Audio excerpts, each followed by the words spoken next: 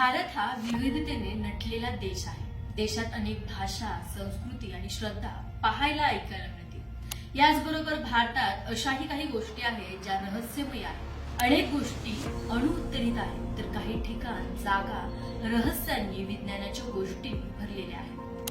भारतात अशा 4 जागा आहेत जिथे अंघोळ केल्याने आजार बरे होतात. लोकांची अशी मान्यता आहे. लोकांची श्रद्धा आहे की इथे डुबकी मारल्याने आरोग्य सुधारते.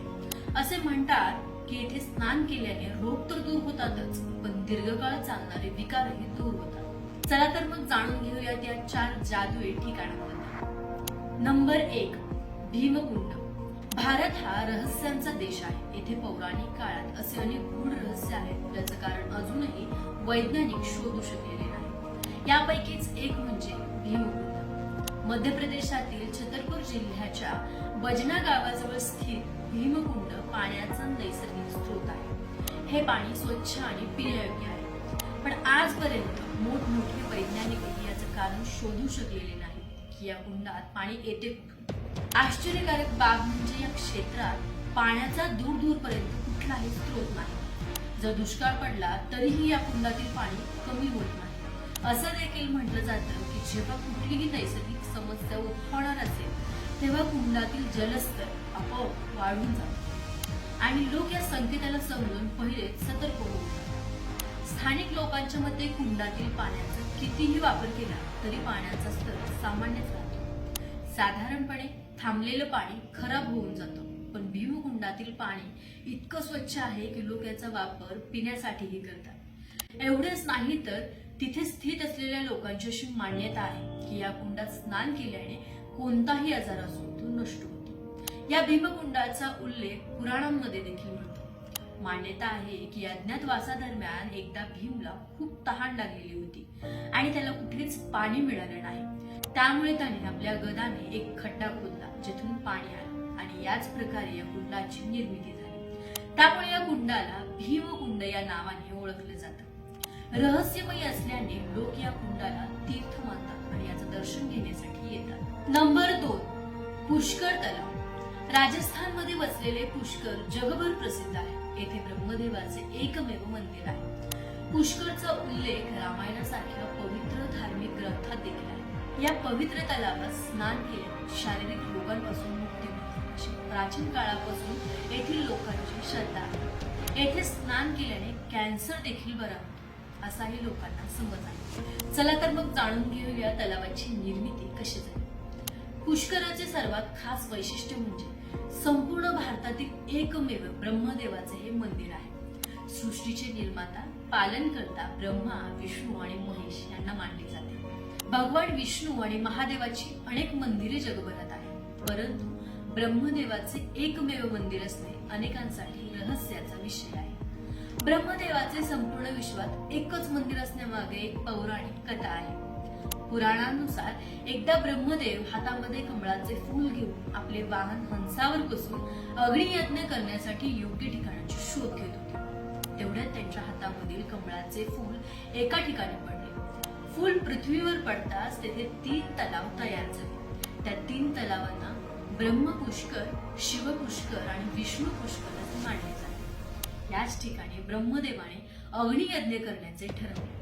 यज्ञामध्ये ब्रह्मदेवासोबत त्यांची पत्नी असणे आवश्यक होते. भगवान ब्रह्मदेवाची पत्नी तिथे उपस्थित नव्हती आणि शुभ मुहूर्ताची वेळ निघून चालली होती. यामुळे ब्रह्मदेवाने त्या क्षणी तिथे उपस्थित असलेल्या एका सुंदर स्त्रीसोबत लग्न करून यज्ञ संपन्न केले. ही गोष्ट देवी सरस्वती यांना समजल्यानंतर क्रोधित होऊन त्यांनी ब्रह्मदेवाला शाप दिला की ज्यांनी या सृष्टीची रचना केली त्यांची संपूर्ण सृष्टीवर कुठेच पूजा केली जाणार नाही.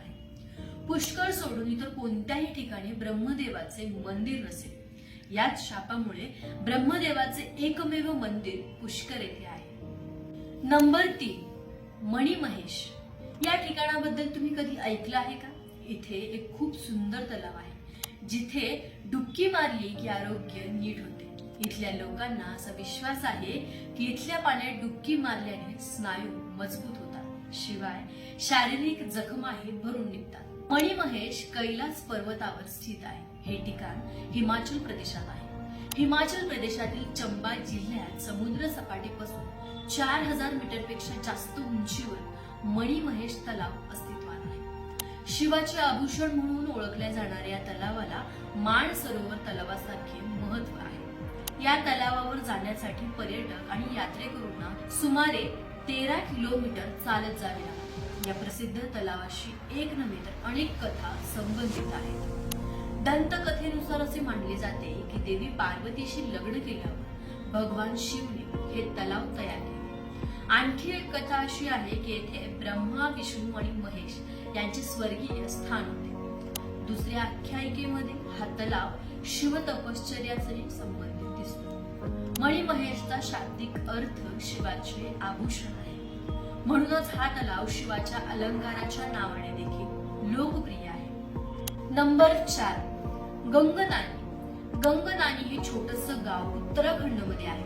हे गाव गंगोत्री मार्गावर आहे. इथे येणाऱ्या बहुतांश लोकांचं असं मत आहे की इथे असणाऱ्या गरम पाण्याच्या पात्रात डुबकी मारल्यावर आरोग्य सुधारते. या गरम पाण्यात एक डुबकी मारली की शारीरिक विकार दूर होतात असं मानलं जातं. उत्तराखंडमधील उत्तरकाशी जिल्ह्यात एक तलाव आहे जिथे आंघोळ केलेले त्वचेशी संबंधित आजार दूर होतात. या तलावात स्नान केल्याने यमाच्या त्रासापासून मुक्ती मिळते अशी धार्मिक श्रद्धा आहे.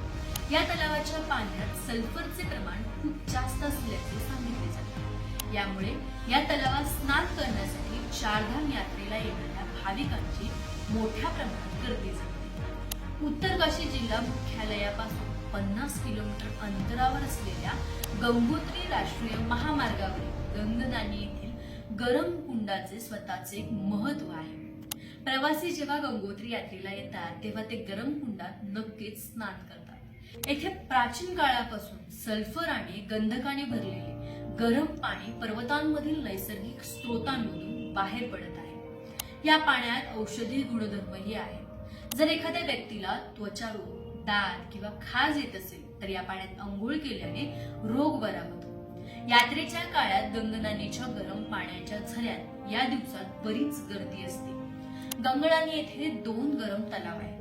ज्या गरम तलावात स्त्रिया स्नान करतात त्याला वशिष्ठ कुंड आणि पुरुष ज्या गरम तलावात स्नान करतात त्याला बियास कुंड म्हणतात. येथे वेदव्यासचे जनक महर्षी पराशर यांनी हजारो वर्ष तपश्चर्या केली होती. मग या गरम पाण्याचा उगम झाला अशी धार्मिक मान्यता आहे. जेव्हा प्राचीन काळी गंगोत्रीला जाण्यासाठी रस्ता नव्हता त्यावेळी लोक इथे स्नान करत, ध्यान करत आणि गंगा मातेची पूजा करत. प्रवासाचा हंगाम सुरू झाल्यावर गंगनी गरम पाण्याचा झरा स्थानिक लोकांना रोजगारही देतो. भारत हा इतिहास जगणारा देश आहे.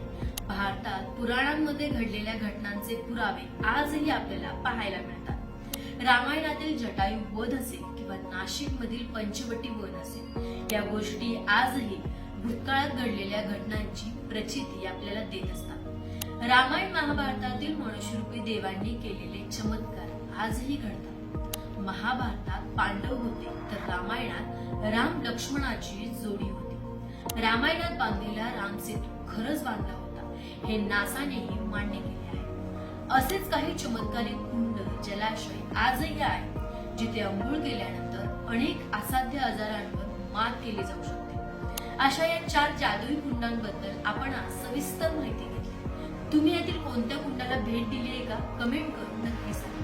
आम्ही दिलेली ही माहिती आवडली असेल तर तुमच्या मित्रांना शेअर करायला विसरू नका.